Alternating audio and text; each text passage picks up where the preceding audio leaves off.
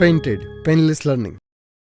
નમસ્કાર વિદ્યાર્થી મિત્રો, આજે આપણે ધોરણ 8 વિષય ગુજરાતી પાઠ 16 સુદામો દીઠા શ્રી કૃષ્ણ દેવરે સ્વાધ્યાય છે એના પ્રશ્નોનું સોલ્યુશન કરવું. નીચેના પ્રશ્નોના ઉત્તર માટે આપેલા વિકલ્પોમાંથી સાચા ઉત્તર શોધી અને તેના વિકલ્પોમાં જવાબ લખવાના. કાવ્યમાં શાનો મહિમા કહેવામાં આવ્યો છે? કાવ્યની અંદર રાજા મિત્રની મૈત્રીનો. મૃદંગ શબ્દનો અર્થ દર્શાવો. મૃદંગ શબ્દનો અર્થ થાય બંને બાજુ વગાડી શકાય એવું ઢોલક. વાક્ય. હિંડોળા ખાટમાં કોણ પહોંચ્યું? તો હિંડોળા ખાટની અંદર શ્રી કૃષ્ણ. શ્રી કૃષ્ણની આંખમાં પાણીની ધાર જેવા આંસુ ક્યારે વહેવા લાગ્યા? શ્રી કૃષ્ણની આંખમાં પાણીની ધાર જેવા આંસુ સુદામાને જોઈને. મિત્રો, હજુ સુધી તમે અમારી પેન્ટેડ એપ્લિકેશન ડાઉનલોડ નથી કરી તો આજે જ ગૂગલ પ્લે સ્ટોર પર જઈ પેન્ટેડ એપ્લિકેશન ડાઉનલોડ કરો, જેની અંદર દરેક વિષયના સ્વાધ્યાય પોથી, એકમ કસોટી, સ્વ અધ્યયન પોથીના સોલ્યુશન સાથેના ડીપલી વિડીયો લેક્ચર, દરેક વિષયના તમને પીડીએફ પ્રોવાઈડ કરવામાં આવશે. ભાવનગરની અંદર વસવાટ કરતા હો તો એના માટે 8 થી 12ના તમામ વિષયોનું કોચિંગ પૂરું પાડતી કોચિંગ ઇન્સ્ટિટ્યૂટ એટલે કે આલ્ફા એકેડમી ભાવનગર ખાતે સરસ મજાનું કાર્ય કરી રહી છે. એમાં તમે જોડાઈ શકો, સંપર્ક કરી શકો. આ ઉપરાંત પછી પ્રશ્ન જોઈએ. દરેક પ્રશ્નોને એક એક વાક્યમાં શ્રી કૃષ્ણે કેટલી પટરાણીઓ? 8 પટરાણી. સુદામાના આગમનના સમાચાર શ્રી કૃષ્ણએ કોને આપ્યા? દાસીએ શ્રી કૃષ્ણને આપ્યા. શ્રી કૃષ્ણ કઈ રાણીને સૌથી વધારે વહાલી ગણશે? સુદામાના ચરણ સ્પર્શ કરશે એ રાણીને શ્રી કૃષ્ણ સૌથી વધારે વહાલી ગણશે. શ્રી કૃષ્ણ ઉડાડીને સુદામા પાસેથી શું લઈ ગયા? તુંબી પત્ર લઈ ગયા.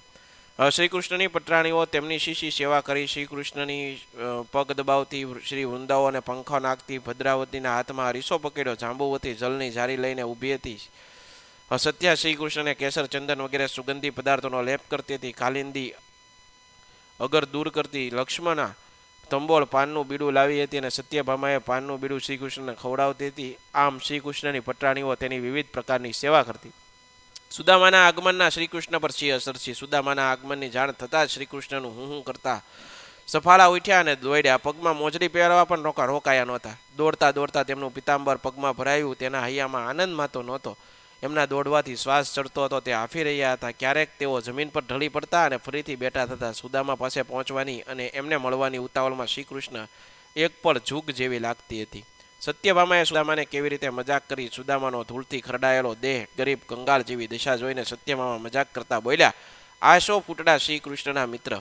સુદામા, નાનપણની માયા ભારે કહેવાય. બંને મિત્રોની જોડી જોવા જેવી. શ્રી કૃષ્ણ શરીર આવા દવિદ્ર અને કદરૂપા સુદામાને મળવા શ્રી કૃષ્ણ શું જોઈને દોડી ગયા હશે?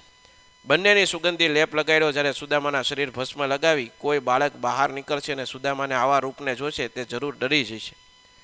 તમને કેવો મિત્ર ગમે? શા માટે? જેમનામાં સાચો મિત્ર ભાવના હોય, વફાદારી, પ્રામાણિકતા, શિક્ષણ પ્રત્યે રુચિ, ખાનદાની જેવા ઉમદા ગુણ હોય એવો મિત્ર મને ગમે.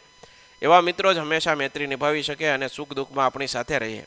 એ ક્યારેય દગો દેશે નહીં, ભણવામાં પણ આપણે સાથ આપશે. તમારા ઘેર આવેલા અતિથિનું સન્માન સ્વાગત કેવી રીતે કરવું જોઈએ? મારા ઘેર આવેલા અતિથિનું ઉષ્માભર્યું સ્વાગત કરવામાં આવે, એને મીઠો આવકાર આપવામાં આવે, પ્રેમથી ચા પાણી નાસ્તો અને ઉત્તમ સ્વાદિષ્ટ ભોજન જમાડવામાં આવે. શ્રી કૃષ્ણ અને સુદામાના મિલનનું દૃશ્ય તમારા શબ્દોમાં વર્ણન કરો.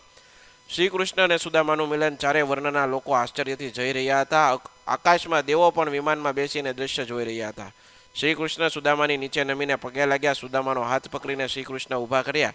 એમને હૈયા સરસા ચાપ્યા અને એને ગાઢ આલિંગનમાં લીધા. શ્રાવણ મહિનામાં જેમ છાપરા પરથી વરસાદ પાણીની ધાર પડે એ રીતે સુદામાના જોતા શ્રી કૃષ્ણની આંખમાંથી આંસુ દરદર વહેવા લાગ્યા. સુદામાએ શ્રી કૃષ્ણના આંસુ લૂસ્યા. શ્રી કૃષ્ણ સુદામાના હાથમાંથી તુંબી પત્ર લઈ લીધું અને કહ્યું, તમે અહીં આવીને મારા ગામને પાવન કર્યું, હવે મારે મહેલ પાવન કરો. શ્રી કૃષ્ણના વૈભવનું વર્ણન કરો. શ્રી કૃષ્ણ દ્વારકા નગરીના રાજા. તેઓ રાજમહેલમાં હિંડોળા ખાટ પર સૂતા છે. તેમની 8 પટરાણીઓ છે. એ પટરાણીઓ તેમની વિવિધ પ્રકારે સેવા કરે. જાત જાતના વાજિંત્રો વાગે. વાજિંત્રના તાલે અન્ય મુગ્ધા બાલકિશોરી, શ્યામ બિલી, હંસગામિની, ગજવામિની, મૃગનયની રાણીઓ નાચગાન કરીને શ્રી કૃષ્ણને રીઝવે છે. આ હું ભોગવું છું રાજ્યાસરણ રે, તે તો આ બ્રાહ્મણનું પુણ્ય રહે. સુદામા આવ્યા એમ જાણીને શ્રી કૃષ્ણ પોતાના બાળ મિત્રને મળવા સફાળા થઈને દોડ્યા.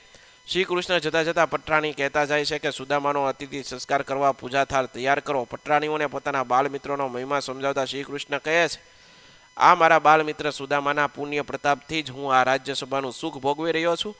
એમ કહીને કવિ પ્રેમાનંદે શ્રી કૃષ્ણના સદામા પ્રત્યેના મંત્રી અને પૂજ્ય ભાવ વ્યક્ત કર્યો છે. ખાસ ધ્યાન રાખજો મિત્રો, આવા પ્રશ્નો તમને પૂછાઈ શકે. નીચેના વાક્યોમાંથી નિરુક્ત પ્રયોગ, રવાનુકારી પ્રયોગ શોધી અને દૃશ્યના, સ્પર્શના, શ્રવણના, સ્વાદ અને ગંધના ક્યાં અનુભવ અભિવ્યક્ત થાય તે લખો. શ્રવણે સરોવરમાં ઘડો ડૂબાડ્યો અને બુડબુડ અવાજ આવ્યો. બુડબુડ એ રવાનુકારી શબ્દ છે, શ્રવણનો અનુભવ. વર્ગમાં બહુ ગણગણાટ, ગણગણાટ એ રવાનુંકારી શબ્દ છે. મીઠાઈ હોય ત્યાં માખીઓ બણબણાટ કરતી હોય તો બણબણાટ, મધમાઘાટ, ખદ બધે, તોડફોડ, આ બધા રવાનુંકારી શબ્દો છે. આશા રાખું મિત્રો આ સોલ્યુશન તમને ગમ્યું હોય છે. ફરીવાર નવા વિડીયો સાથે મળશું. ત્યાં સુધી જય હિન્દ, જય ભારત, ધન્યવાદ. Painted Painless Learning.